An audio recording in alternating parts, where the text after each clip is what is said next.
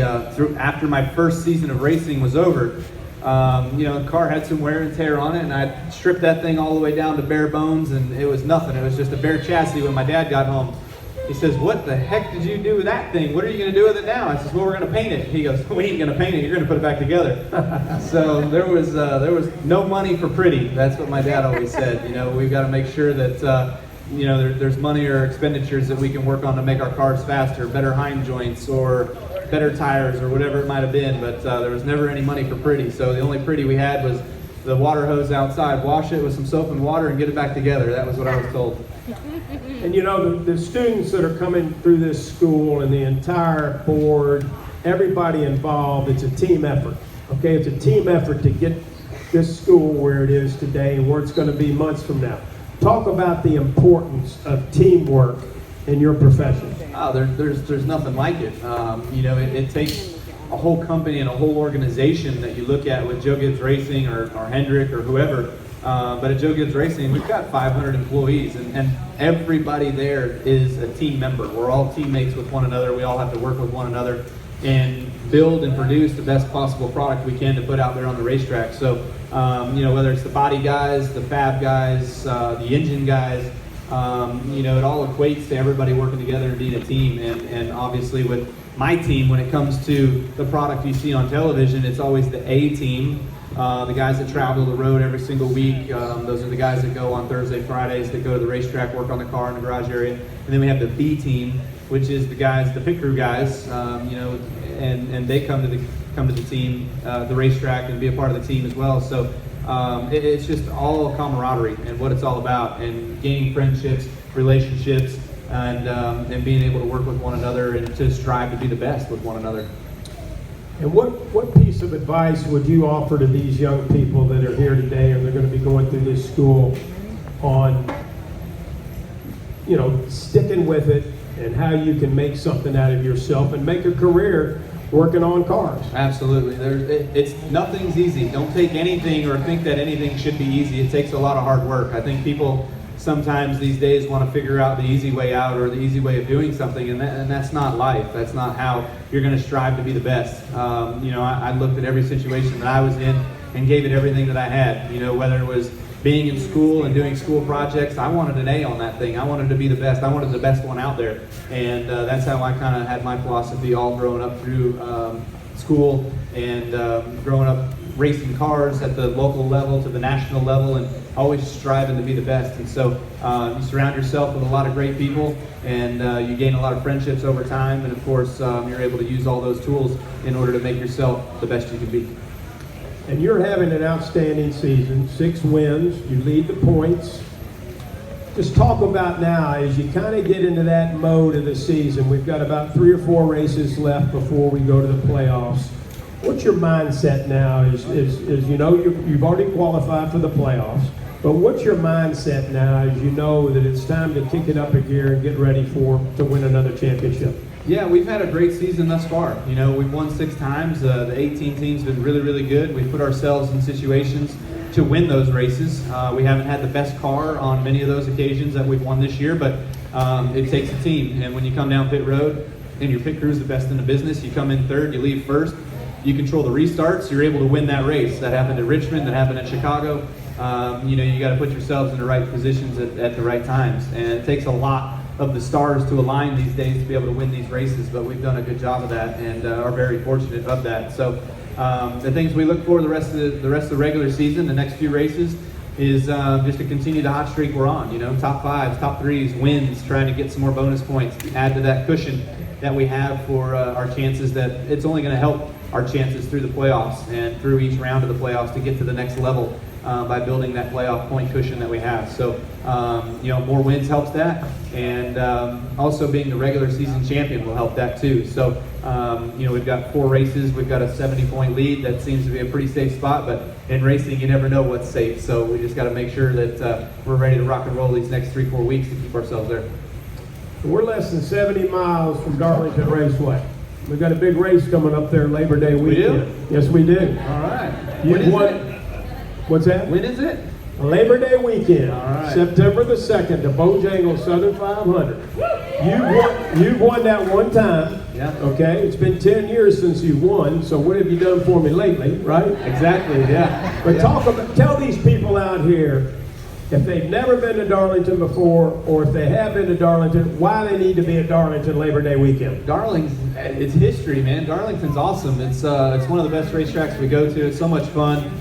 Man, the groove is narrow. It's 2 lanes wide, but literally it's only 1 lane wide when you're going around there at 180 miles an hour. So it's such a spectacular racetrack, and it's got so much history. I think what's really awesome is the throwback weekend and everybody and all the history we have within our sport. All the car owners, the teams, the drivers, we all take part in this throwback weekend. And for me this year, I'm especially honored to have Ernie Irvin on the side of my race car with the Skittles Toyota. So I'm really looking forward to that paint scheme being out there, Ernie being with us for the weekend, and paying history back to Ernie and what he was able to accomplish in our sport for the years that he was with us. So, a lot of other great paint schemes are out there. I think it's a great weekend of racing. You've got the Xfinity cars, you've got the Cup cars. The racetrack's always fun. It's very challenging. I don't think you'll ever see a car finish a race without a mark on it. That's guaranteed. Whether the Darlington Stripes, they come relatively quick and easy, that's for sure. And so I love going there. It's a fun race, and look forward to being in the nighttime too. You're not going to be dying under the sun, so we can have some night racing action and plenty of sparks, I'm sure. Kyle, you've won 192 races at the National Series level. That's a lot of races you've won. How have you evolved as a driver from the first time you raced in NASCAR to the driver you are now? I don't think the evolution ever quits, right? I mean, I think that when I first got into NASCAR racing, I was 16 years old, and they kicked me out because they decided that was too young. And I came back when I was 18 and was able to win races right out of the gate in Xfinity and truck and the Cup level as well too.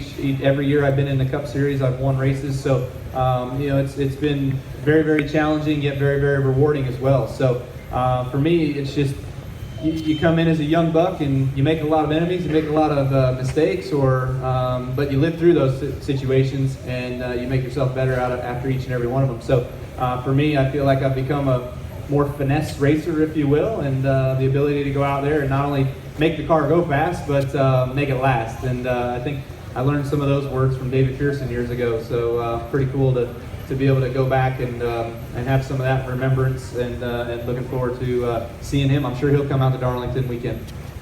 Kyle, when I introduced you here a minute ago, I said, everybody out there a Kyle Busch fan, you said, boy, you're taking a risk on that, right? Yeah. Well, let me tell you something. Obviously, when you get introduced at a racetrack, you get the loudest ovation, one way or the other, right? Loudest is right. One way or the other. But talk about that, because, they always say if they're not making noise and something's wrong. So talk about that, because there's no question. You can go to any race, any time in the country, and when your name's introduced, you know when your name's introduced. How does that make you feel? It's for me, it's good. I just go back to the Earnhardt theory. As long as they're making noise, you're doing something right. So that's pretty cool. I just kind of live by that. I heard that years ago, and it's just kind of always worked for me. So years in the beginning, man, I had my first Xfinity race at Charlotte years ago, and that was when my brother was making some enemies, and I got booed the first time I was at driver intros, and I was like, well, that was quick. It didn't take very long. I haven't even been here yet. Finished second that day, and the rest is history, So it's just all about being able to get out there and put on a good show and be confident in who you are and what you're doing.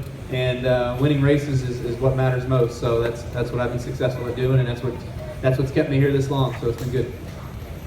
And let me tell you something, ladies and gentlemen. You can see him up close and personal Labor Day weekend at Darlington Raceway. That's right. All right, so get your tickets. Get out there, support the racetrack. Kyle Busch supports Palm School.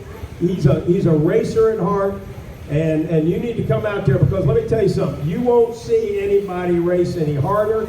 You ought to see him over here at the go-kart tracks a little while ago, okay? You won't see anybody race any harder, and most important of all, you won't see anybody put on a better show than this guy right here. Let's hear it for Kyle Busch. Thank you.